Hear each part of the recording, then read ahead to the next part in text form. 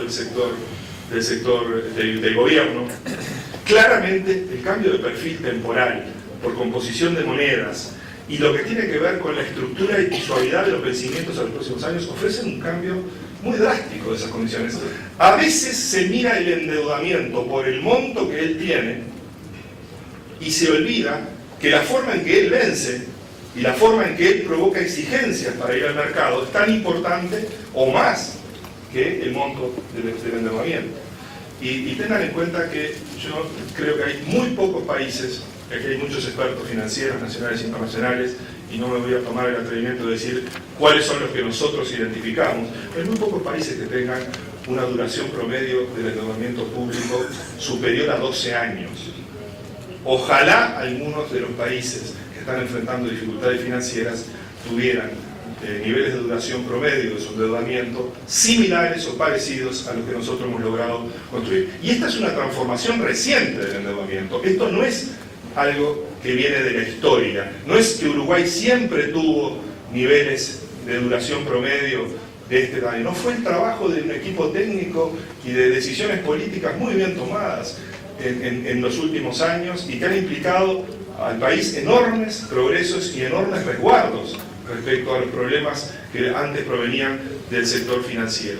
Me parece que estos elementos deben ser tenidos en cuenta para valorar cuáles son los riesgos reales y no los que surgen de una simple, a veces, comparación de indicadores entre países. Para poder entender los riesgos de un país hay que entender cómo funcionan, no los indicadores de todos los países, cómo funcionan efectivamente y se materializan los riesgos de ese país. Claro, si detrás de esa comparación hay detalles que son los que importan más que las comparaciones, después cuando miramos las comparaciones entre países y las valoraciones nos dan cosas incomprensibles, nos dan cosas que no le podemos transmitir a terceros porque no lo podríamos explicar si no entendemos estos detalles, algunos de los cuales estamos compartiendo con ustedes. Fíjense esto. Ustedes tienen aquí representado cuáles son los actuales niveles de liquidez de los que dispone el gobierno, que representa 5,4 puntos del PIB. Y ustedes tienen los niveles de vencimiento como proporción del PIB para los próximos 4 años. Y si ustedes quieren, agréguenle la programación de déficit presupuestales que está incluida en la última programación macroeconómica. Y van a encontrar que nosotros tenemos liquidez para financiar completamente por más de 2 años los niveles de requerimientos, de vencimientos y de déficit presupuestal del Uruguay. Y si a eso le agregamos el resultado de la operación de colocación de títulos que hicimos hoy, que el Banco Central ya tiene publicado el resumen de esa colocación, se encontrarán que estamos llegando a 3 años prefinanciados en las condiciones macroeconómicas actuales. Eso para nosotros, les decía, tiene un costo, pero nosotros entendemos que en las circunstancias actuales tiene un costo bien pagado.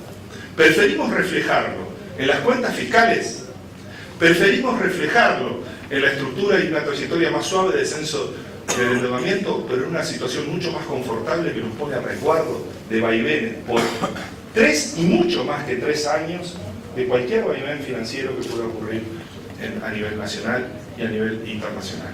Esta fue parte de la estrategia, estas son decisiones que se tomaron. Y cuando alguien ve vulnerabilidades detrás de alguno de estos indicadores, debe interrogarse acerca de cuáles fueron las razones para que, pudiendo exhibir otros indicadores, se haya decidido políticamente trabajar por exhibir estos indicadores. Y esto me parece que tiene relevancia a la luz de lo que es el análisis profundo de cuáles son los riesgos reales que tiene el financiamiento del sector público. Y esto tiene que ver, obviamente, con cuál es la posición que tiene nuestro país en materia de calificación de riesgo. Claramente, las tres agencias de calificación nos ubican a un escalón del primer grado, que dentro del grado inversor, y otra agencia a 2 escalones. Nosotros queremos decir esto, es incomprensible, nosotros no lo logramos entender. Pero no es que el gobierno no lo logra entender, los uruguayos no lo logran entender. No lo podemos entender porque cuando lo explicamos y cuando tratamos de entender lo que nos explican, quedamos absolutamente sorprendidos. Y no estamos diciendo, y yo quiero ser sincero en esto, esto no se trata de mover un escalón, porque a veces estas cosas se materializan tan simple como el si me mueve o no me mueve y paso una determinada línea. No, el reconocimiento de la realidad en primer lugar, y en segundo, yo no sé si estamos a un escalón de lo que debemos estar. Yo quiero ser sincero. Si nosotros analizamos seriamente la posición actual de riesgos implícitos en nuestro endeudamiento, yo creo sinceramente que en las calificaciones de algunas de las principales agencias, Uruguay está subestimado en su calificación crediticia en más de un escalón. Tendríamos que estar cómodamente ubicados en el inversor. Y no lo estamos. El mercado nos lo reconoce. Yo siempre digo, los mercados no son más inteligentes que todo el mundo, pero tienen información y la procesan. Y hay otros actores que no son los más entendidos, procesan información y toman decisiones. Aquí hay una disociación muy clara entre lo que son los procesos de evaluación de las agencias calificadoras y lo que es el reconocimiento del mercado. Y yo me abstraigo de la referencia al mercado. Es simplemente la exhibición de los indicadores y la evaluación de riesgos que ofrece Uruguay no es compatible con la calificación crediticia que tiene. No lo es. No lo es y es reconocido, insisto, internamente, pero sobre todo reconocido por, ya de manera muy palmaria, por analistas y por observadores internacionales. Y permítame ahora salir del campo de los indicadores estrictamente macroeconómicos y financieros y decir cuáles son las oportunidades y los desafíos que tenemos por delante.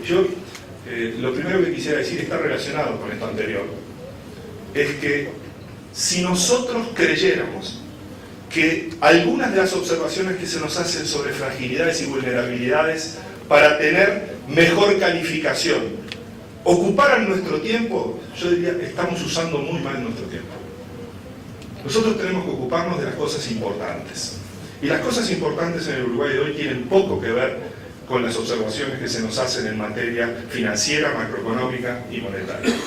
Los desafíos tienen que ver con cómo aprovechar las oportunidades que podemos tener y cómo consolidar condiciones de crecimiento duradero, estables y sustentables, en un contexto en el cual predominan las señales de augurios, de buenos augurios y de oportunidades reales para progresar en nuestro país. Nosotros tenemos un enorme reto para sostener estos niveles de crecimiento en términos de las infraestructuras necesarias para que ese crecimiento pueda continuar siendo todo lo vigoroso y continuo que está haciendo. Hay partes de esa historia que ya estamos trabajando con una eficacia enorme.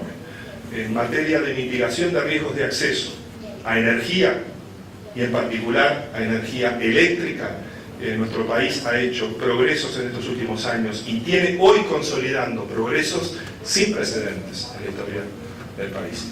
Estamos además avanzando en materia de energías de energías renovables y nacionales, de producción nacional, enteramente con valor agregado nacional, que están ofreciendo un nivel de generación que para nosotros era hace tan solo un tiempo imposible de imaginar que con fuentes nacionales renovables de energía lo íbamos a poder hacer. Hoy la perspectiva de generación de energía eléctrica y las operaciones que se están realizando para lograr un gran respaldo sobre esa política energética son verdaderamente un cambio radical y la mitigación de uno de los riesgos más importantes que afectó a nuestra economía durante muchísimos años. Y estamos en una situación muy peculiar, porque hoy el crecimiento económico en nuestro país exige más energéticos que en el pasado. No solo tenemos más crecimiento económico, sino que el crecimiento económico que tenemos hoy es más demandante de energéticos que nunca. Y el reto de asegurar disponibilidad adecuada en cantidad y precio de los energéticos es uno de los retos que hemos salvado con nota y estamos salvando con nota en Uruguay. Después de venir de situaciones de inmovilismo por más de una década en esta materia, pensando que simplemente el respaldo consistía en contratos firmados con un proveedor aparentemente excedentario por siempre y por definición en materia energética. Hoy hemos asumido que tuvo un costo protegernos también contra este riesgo. contra el riesgo de insuficiencia de abastecimiento de energía eléctrica. Y esto ha ocurrido con un esfuerzo del sector privado.